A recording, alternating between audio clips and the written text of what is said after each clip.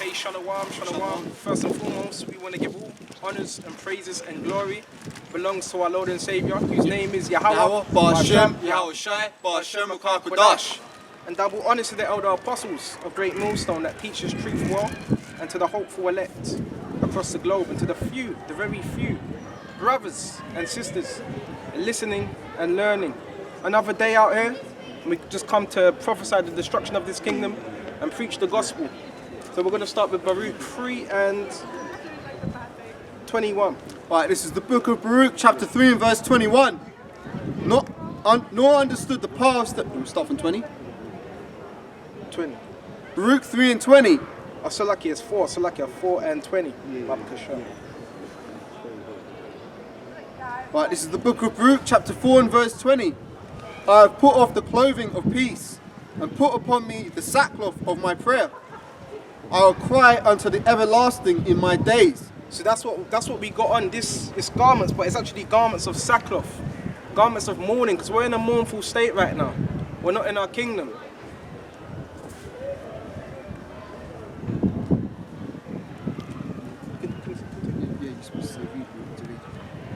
Right. I have put off the clothing of peace and put upon me the sackcloth of my prayer. So we're wearing a sackcloth of prayer right now. We're in a mourning state. When I stop, when I silence, you can just read on. No, say read. You can read. That's it, folks. I'll go too fast otherwise. Just say carry on. When I'm silent, you know. When I'm silent, you can just continue on. Baruch 3 and 20. I have put off the clothing of peace and put upon me the sackcloth of my prayer. Go on to the next verse. I will cry unto the everlasting in my days. Be of good cheer, O my children.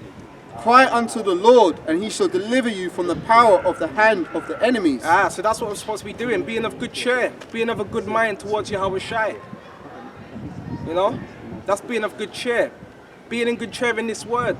Rejoicing in Yahawashi that we've been given a chance. Knowing this truth is mercy. So this is mercy. What we know is mercy. O my children, unto the Lord, and he shall deliver you from the power of the hand of our enemies. Who are our enemies? The other nations. So we need to cry unto Yahawah Bahasham. When you go into Psalms 83, it tells you about all these other nations that are against us. Moab, Edom. There's more on that as well. What's that? In verse 32, you've got something else? Yeah, I'm not going to divert. Psalms 83 and verse 1. And it says,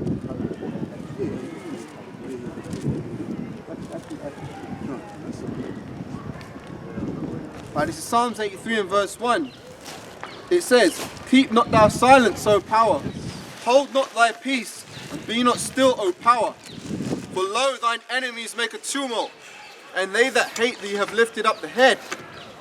They have taken crafty counsel against thy people, and consulted against thy hidden ones. So all these nations have taken crafty counsel, consulted, they've all came together with one alliance, confederate, against the children of Israel. They have said, come and let us cut them off from being a nation, that the name of Israel may be no more in remembrance. So this is what they done, and they done this during the transatlantic slave trade. All these other nations.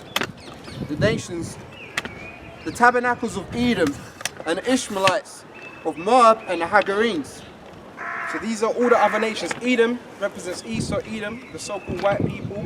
Moab, the so-called Chinese, and the Hagarenes and the Ishmaelites, which are them who dwell in the land of Saudi Arabia. They all came together, that's why it's called a transatlantic slave trade. All the nations were involved. A little bit more. Shall I go back to Baruch?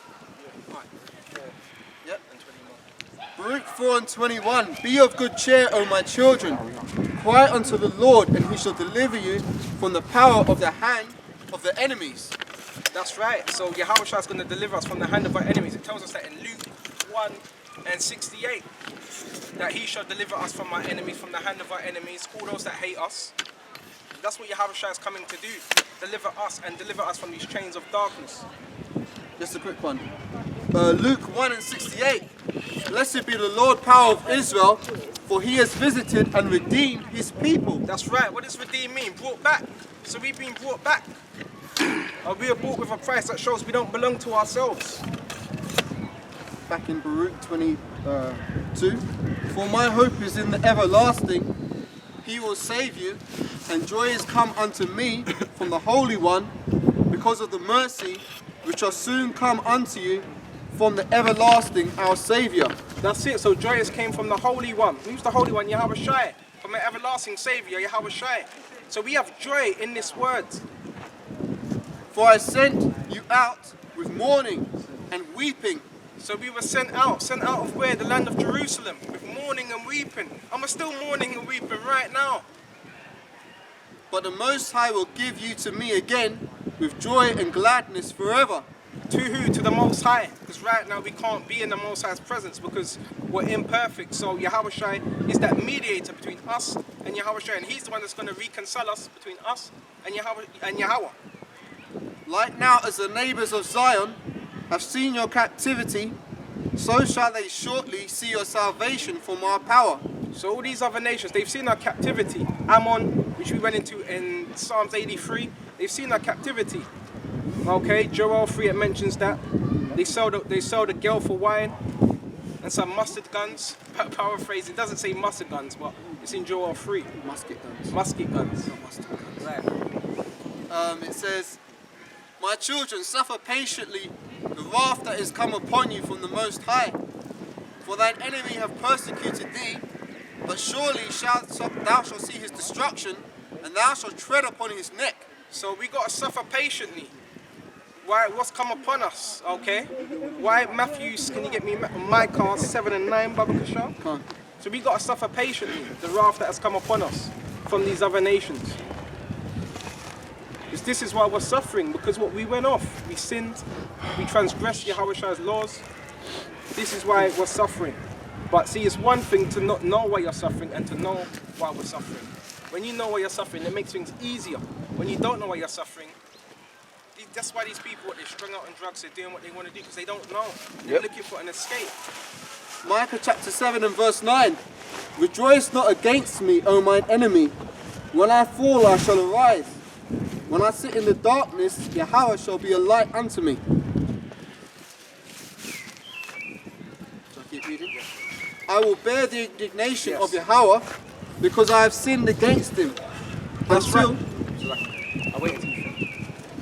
Until he plead my cause and execute the judgment for me, he will bring me forth to the light, and I shall behold his righteousness. That's right. So we're going to suffer and we're going to bear the indignation of Yahawah Yahawashi, no matter what comes upon us. You know, because this truth is about what suffering wrongfully. You have to suffer, you have to take L's. That's what I'm learning. You have to take L's no matter what situation we're in. Okay, not everything's going to go our way. And that's what I'm learning in this truth. You know? And it says patiently. Patient means to suffer. So while we're in this kingdom, we're going to be suffering patiently. You know? So we can't just, you know, throw our toys out of the pram and run. No, we have to suffer. That's what men do. That's it. Let's go back to Ruth. Still a lot of force. Yeah, Ruth 4 and 23. For I sent you out with mourning and weeping, but the Most High will give you to me again with joy and gladness forever. Yeah, we're done on that. Like now as the neighbours of Zion have seen your captivity, so shall they shortly see your salvation from our power. That's right, they're going to see our salvation. So they saw our captivity, but they're going to see our salvation. Because it tells you, I forgot where it is in the Apocrypha. They show, say So, this. you're talking about the wicked, right? Yeah. They shall say, is this the. Wisdom of Solomon 5 and 1. 5 and 1. When it says they shall, Yeah, I got you. when they're looking up at the men being beamed up. I got you. Wisdom of Solomon 5 and 1. Then shall the righteous man stand in great boldness before the face of such as have afflicted him and made no account of his labours. That's it, and that's referring to the elect. What, him? These so-called niggas, wetbacks and this and that. Him, this guy was doing this in the world. That's why they're going to be surprised. When they see it, they shall be troubled with terrible fear, and shall be amazed at the strangeness of his salvation. So they're going to be amazed at the strangeness of the elect salvation, which we're hoping to be. That's why we always say hope for elect. So far beyond all that they looked for. And they, repenting and groaning for anguish of spirit, shall say within themselves, this was he whom we sometimes had in derision, and a proverb of reproach. Right, basically, this is who we had in Corrosion, the project of, what's it? Proverb of reproach. Proverb of reproach. Scoffing, coming up against us. That's going to be their lot. They're going to see it. They're going to know. The light's going to flash before their eyes. These were the men that we were coming up against. Finish with that. We fools accounted his life madness and his end to be without honor. How is he numbered amongst the children of the Most High? So it says they counted our life as madness. Okay? So people, they look at us like, why are they out here? This is Saturday. They can be clubbing. They can be doing anything else. You know, why are they out here? They're wasting their time. It ain't going to happen. But guess what? We have faith. That's why we're doing this. So they count our lives as madness. They might not say it, but... Like now, as the neighbours of Zion have seen your captivity, so shall they shortly see your salvation from our power, which shall come upon you with great glory, brightness of the everlasting. My children, suffer patiently the wrath that is come upon you from the Most High, for thine enemy have persecuted thee, but shortly thou shalt see his destruction and shalt tread upon his neck. Can you grab me Revelations 15, Baba Kashar? We shall see his destruction. How are we going to see the destruction of our enemies? Revelations 15 on... Yeah, I'll take it. Revelations 15 verse 1. And I saw another sign in heaven, great and marvellous, seven angels having the 7 last plagues that saw them filled up the wrath of the Most High. And them plagues, look at them plagues are that destruction. So them 7 plagues are the destruction. They're known as vials. And I saw as it were a sea of glass mingled with fire, and them that had gotten the victory over the beast, and over his image, and over his mark, and over the number of his name, stand upon the sea of glass, having the harps of the Most High. Okay, that sea of glass was the firmament, the outer atmosphere, on the clouds, watching the destruction of America. That was that fire. So the elect was standing on that cloud, watching the destruction of Babylon. You know. Revelation 13 and verse 12.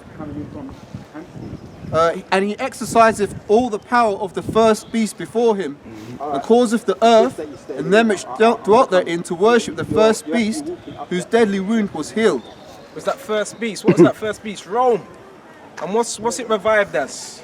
NATO today. And they're ruling the earth. But they're what? They're under the guise of America, which is US. You go back to Beirut.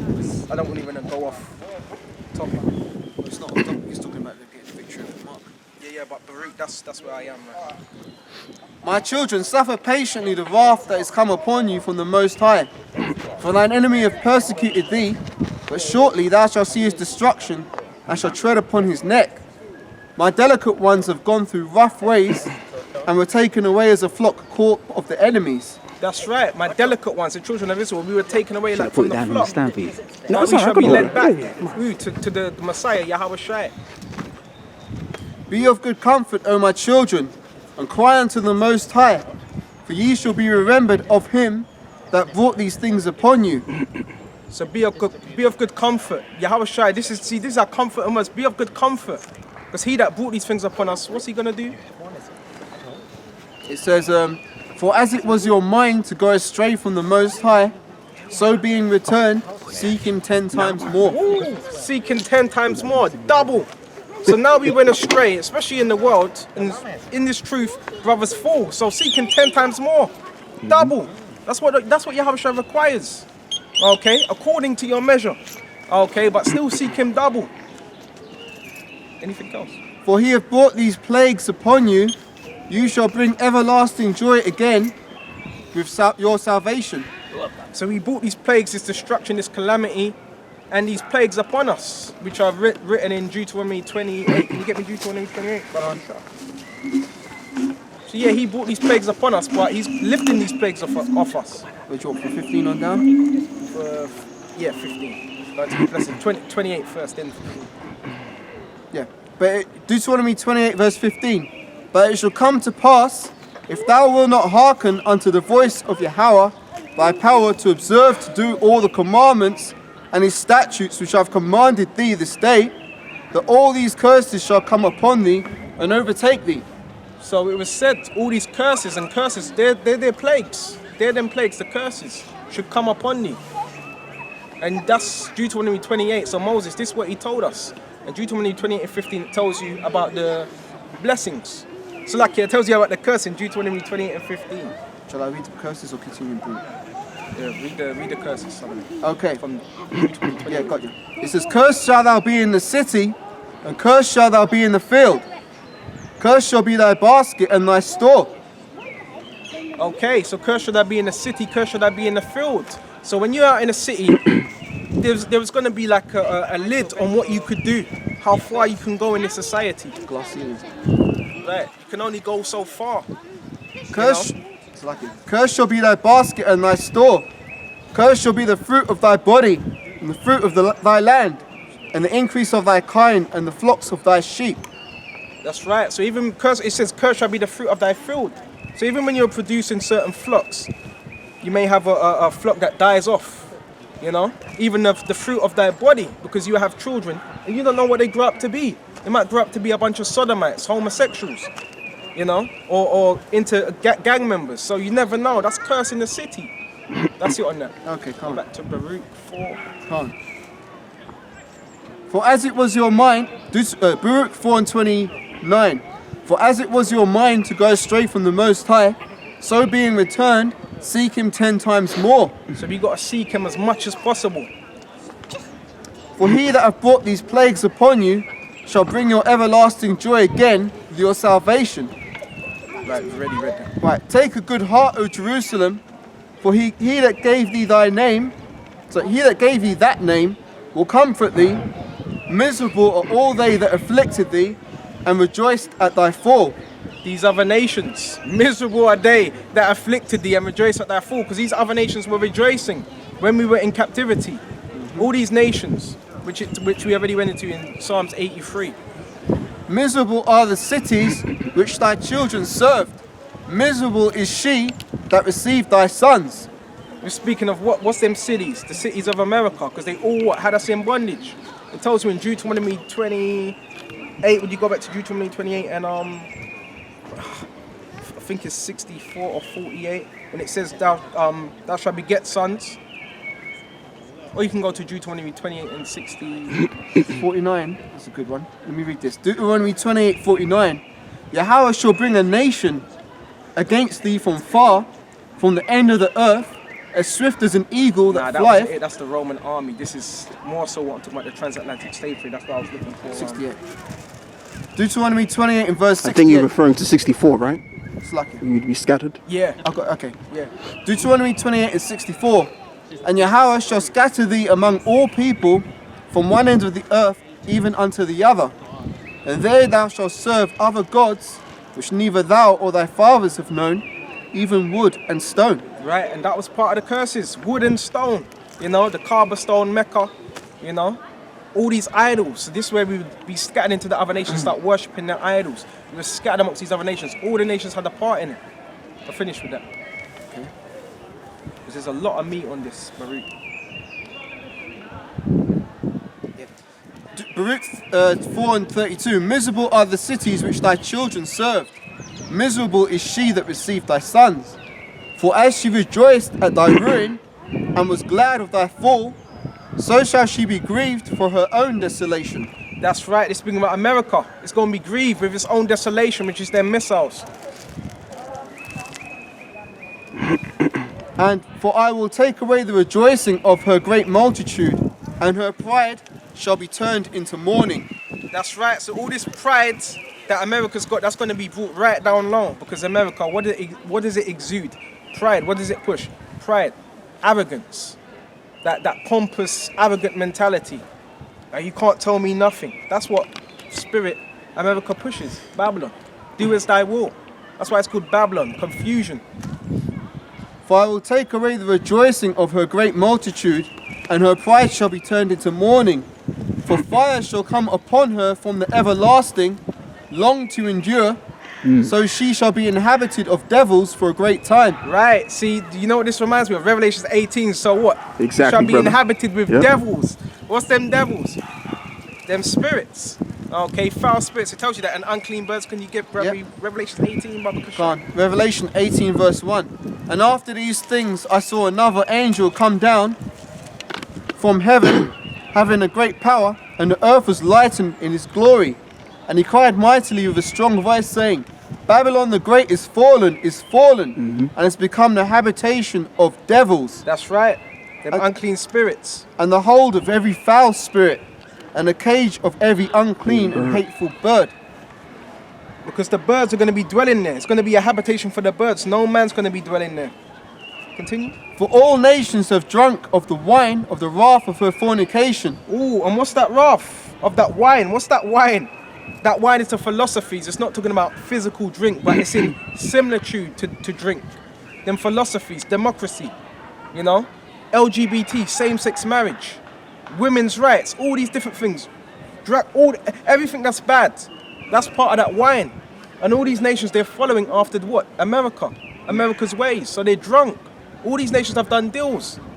Okay? That's why all these other, they don't want America in their land, because democracy has destroyed their countries. For all nations have drunk of the wine of the wrath of her fornication, and the kings of the earth have committed fornication with her, and the merchants of the earth are waxed rich through the abundance of her delicacies. Because America's rich in delicacies. Very, very rich. Marble, it tells you that at the end of Revelations 18, which we might get into, Lord willing, is rich in delicacies. What? Marble, gold, and so forth. Back to Baruch. No, continue on Revelations 18. It says, And I heard another voice from heaven saying, Come out of her, my people, that ye be not partakers of her sins, and that ye receive not of her plagues.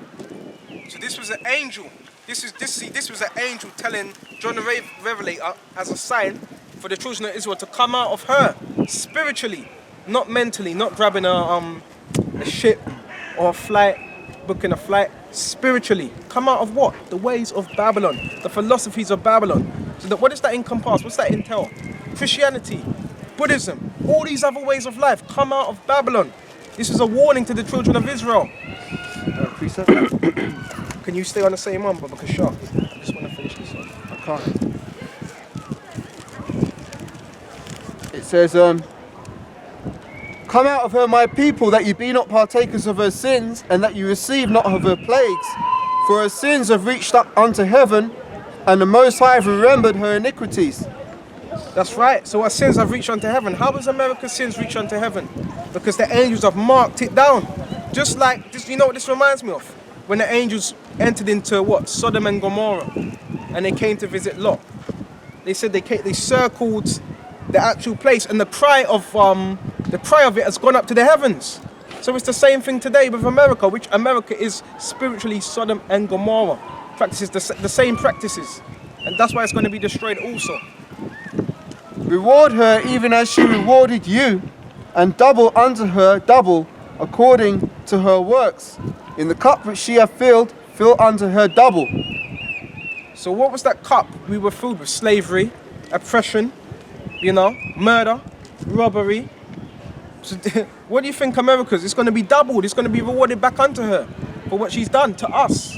Okay, that whore, because it tells you about that whore that was sitting upon the beast. But we're going to stay on top. How much hath she glorified herself and lived deliciously? So much torment and sorrow give her. For she hath said in her heart, I sit a queen and am no widow, and shall see no sorrow. So that's America's mindset. I sit a queen, and the queen is what? A whore. Someone has many lovers. So that queen is what? Having an affair, committing spiritual fornication with these other nations. You know, doing deals with these other nations. And it says, I sit as a queen, and I shall see no sorrow, because America has not been touched in war. Not once has it been touched in war. So that's why America says, I shall see no sorrow, and that's that pride. Therefore shall her plagues come in one day, death and mourning and famine, and she shall be utterly burned with fire. For strong is the Lord power who judgeth her. So that's what's going to come in one day, 1 hour. Death, mourning, and that fire. And that's part of them plagues. And the kings of the earth who have committed fornication and lived deliciously with her shall bewail her, and shall lament for her, when they shall see the smoke of her burning. Oh, so they're going to be crying. Why the kings are going to lament and cry? Because that's their merchandise. America's the big cash cow. That's why they say if you can make it, if you can crack the market, 5% of the market in America. Or even just 1%. 1%. I'm talking about 1%. Yep. Because America's massive. So if you 1%, that means you're a millionaire, even billionaire. 1% of that market. Because America's a major land. That's why everybody wants to go to America to what? To sell their products. You know?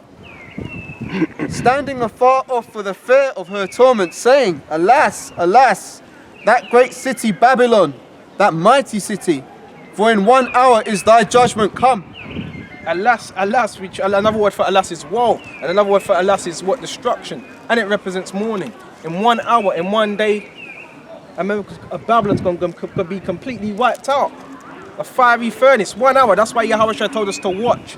Can you grab me Isaiah?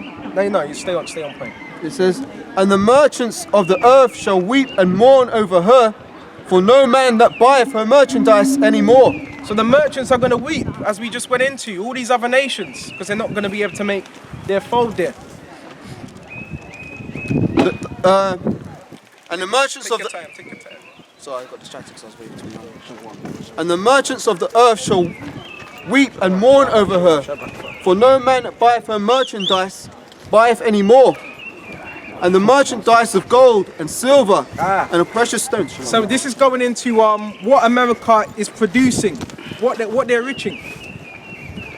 Of pearls and precious stones, of pearls and fine linen, and purple and silk, and scarlet, and fine wool, and all manner of vessels of ivory, and all manner of vessels of precious wood, and of brass and iron and marble. All these things that America are rich in, these are all their assets, and these are true assets. This is true wealth, everything we're reading.